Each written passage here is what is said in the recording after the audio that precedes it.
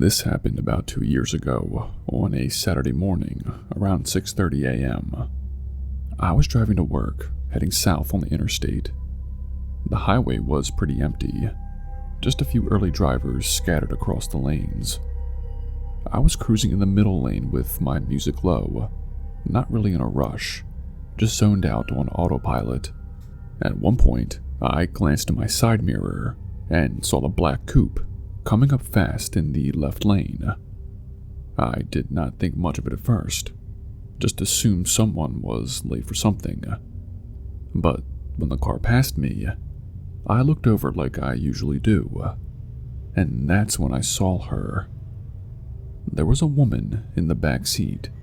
She looked mid-30s, and she was slamming her hands against the window and screaming, like full-on screaming, mouth wide open, eyes wild.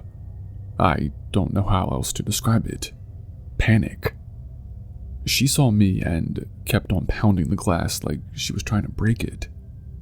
It only lasted a couple of seconds as they passed, but it was enough to make my stomach drop. At first, I froze. I thought maybe I was misinterpreting something, or maybe it was some domestic thing I shouldn't get involved in. But then I sped up and caught up to them. That's when I saw the driver, a guy probably in his 40s, was reaching into the back seat, swinging at her. She recoiled and covered her head. I immediately called 911. I stayed behind the car while I talked to dispatch, giving them the make, model, plate number, everything I could. The guy must have noticed because suddenly he slammed on his brakes right in front of me. He came to a full stop in the middle lane of the interstate. No warning, no slowing down, just brake lights and a dead stop. I hit my brakes and stopped in time, but I had no idea what he was about to do. For a second, I thought he was going to get out with a weapon or something. I did not want to wait to find out. I swerved around him and took the next exit ramp, my heart racing. Once I got to the overpass and saw him pass underneath, I got right back on the freeway and started following again. I stayed on the phone with 911 the whole time. I told them what exit I had taken and what mile marker we were near. I was doing everything I could to keep eyes on him. The chase went on for about 30 miles. I was weaving through traffic, hitting 100 miles per hour at some points just to keep up. I did not want to lose them. At some point, I started wondering what this guy was planning.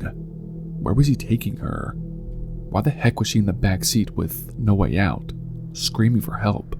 I kept picturing how she looked, how desperate she was. It didn't feel real. Eventually, the dispatcher told me officers were closing in. They had gotten multiple units to coordinate. I lost sight of the car once when he cut across several lanes, but I stayed on the line anyway, giving updates on where I thought they were headed. A few minutes passed as I passed another overpass, and I saw the car pulled over on the shoulder with 3 police cars behind it. The guy was face down on the pavement in handcuffs. She was sitting on the curb, wrapped in a jacket one of the officers had given her. Later I found out he was her ex-boyfriend.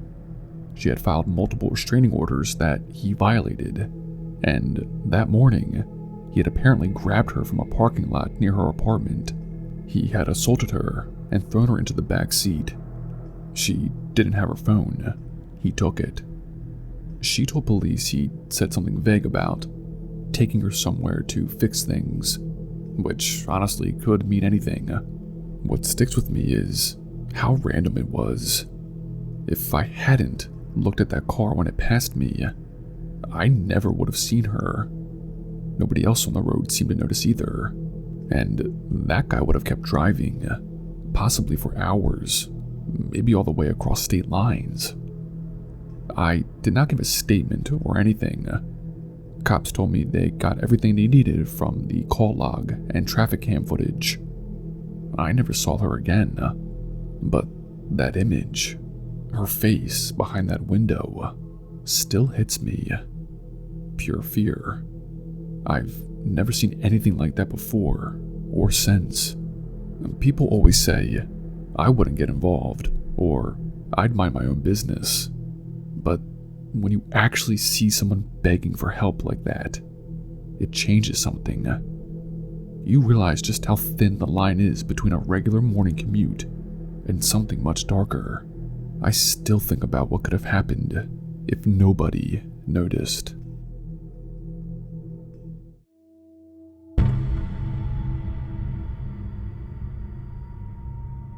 This happened about 25 years ago, but I remember it like it was last week.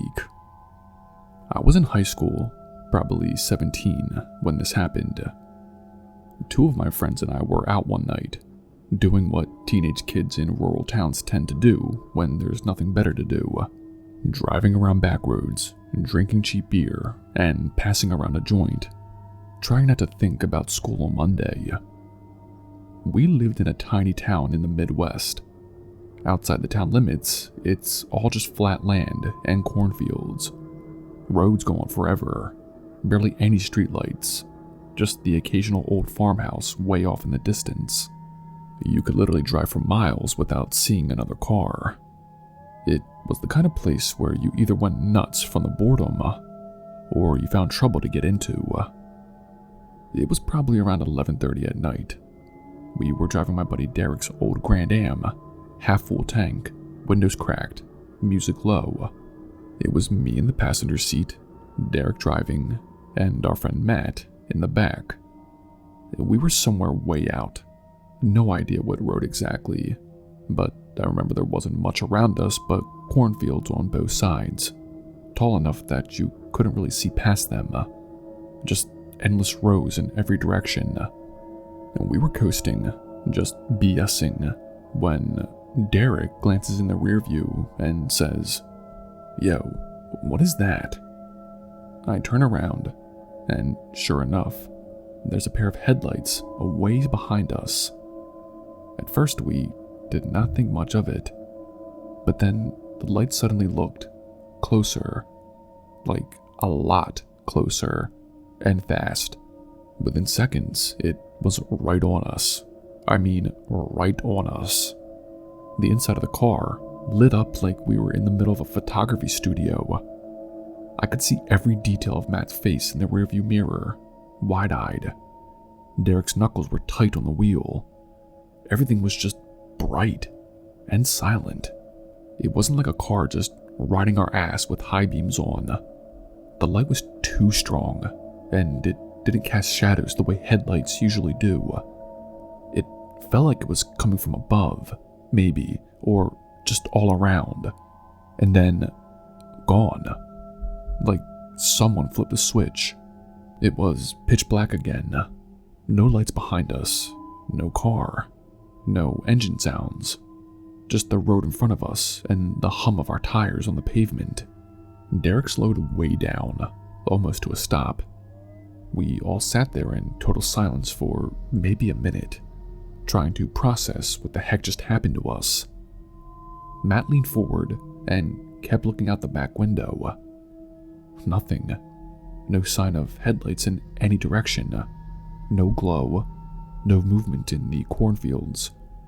Just stillness. And eventually, Derek said, "What was that?" None of us had an answer. I think Matt said something about maybe it was a helicopter, but we never heard any of the blades or felt any vibration. Plus, there was nowhere to land out there, and there's no way a chopper gets that close without you hearing it for miles out. We just kept driving, slowly at first, then back to normal speed. But the rest of the ride was quiet. I don't think any of us felt like laughing or talking after that. We didn't report it or anything. What would we even say? "Hey officer, a bright-ass light blasted us in the middle of nowhere for like 10 seconds and disappeared." Yeah, that wouldn't go far, especially considering we reeked of weed and had empty bottles in the back seat. So it turned into one of those stories that never quite leaves you, but you also never really talk about it unless someone else brings it up. Most people laugh it off when I mention it, say we were just high and imagining stuff. And sure, I get it. We weren't exactly in the clearest state of mind. But I've been high a lot of times, and I've never seen or felt anything like that again. I've brought it up a few times over the years when I've run into Matt. We'll have a beer or two and it'll come up, always with the same weird half laugh, like we're both trying to laugh it off, but know that there was something real there. Something neither of us really figured out.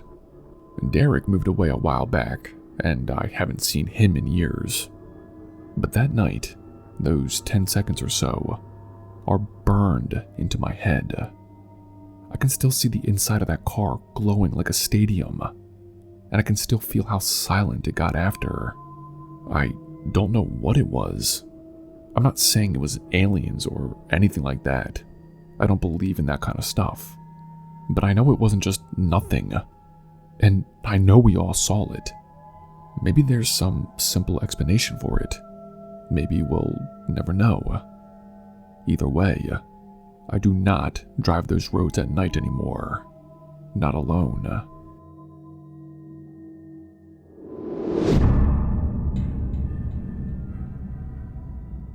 I was driving on a 2-lane road that cuts through a small country town one winter morning around 5 a.m. I was headed to the local radio station where I hosted an early morning segment. The road is usually dead at that hour, just dark, cold, and quiet. And maybe the occasional trucker or early riser, but usually it's just me on the road.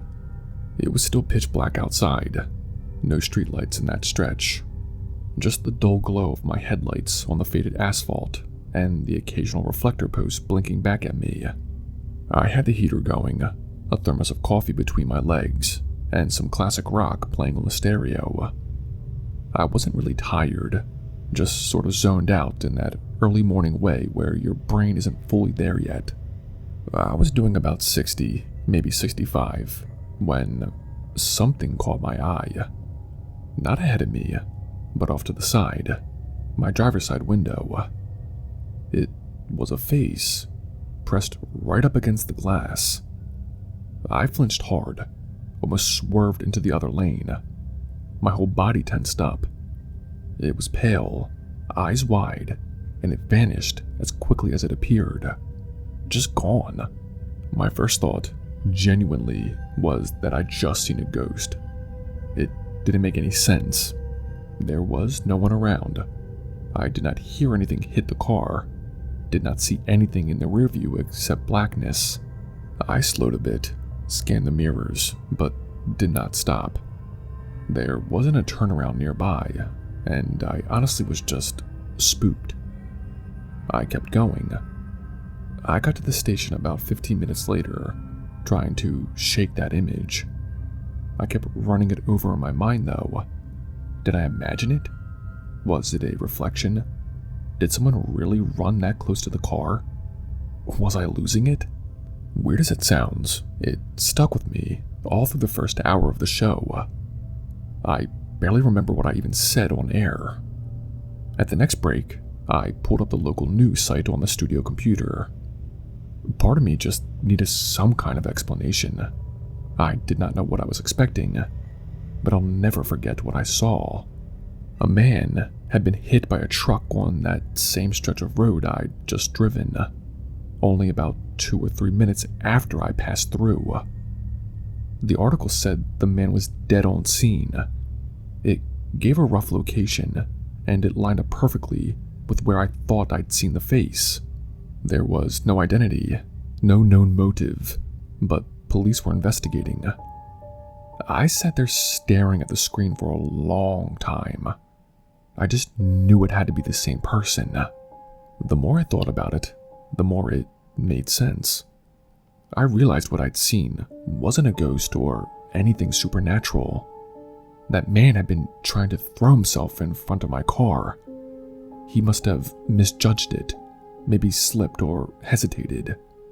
But I saw his face, clear as day, right there next to mine. The person who hit him was coming from the opposite direction. Probably just another early morning commuter or long-haul driver. Their truck was totaled, according to the news report.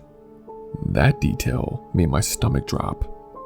Not because of the vehicle, but because of the trauma that driver was going to live with, probably for the rest of their life. I kept thinking, what if he thought it was his fault? What if he was blaming himself, not knowing that this guy had already tried once and failed? It was almost like this man was determined to die and kept trying until he succeeded. I called the local CHP office later that day. I explained everything. I gave the exact time I drove through, what I saw, and where. The officer on the phone seemed genuinely interested and wrote it all down. I told him I did not need a follow-up, but I really hoped someone would tell the other driver what actually happened. I figured it wouldn't make the grief go away, but maybe it would help. I mean, just knowing it wasn't a random accident, that the guy had been trying to die. The officer said he'd note everything and pass it along to the team handling the case. I don't know if he ever did that, though. It's been years now, but I can still see that face. Not in a haunted way, just in a burned-in-your-brain kind of way. Every time I drive through that part of the road, I slow down a little. I glance to the left, almost out of habit. Nothing's ever there, of course, but I still remember it. I did not know that man. I don't know why he wanted to die that morning, but I wish I'd stopped. I wish I'd looked harder, paid more attention. Maybe I could have stopped him, but I still think about whether I should have tried. Anyway, I thought you might find this story interesting. It still doesn't feel real sometimes, but it happened. I was wide awake by the time I got to that radio station, and I never driven that stretch of road the same way again.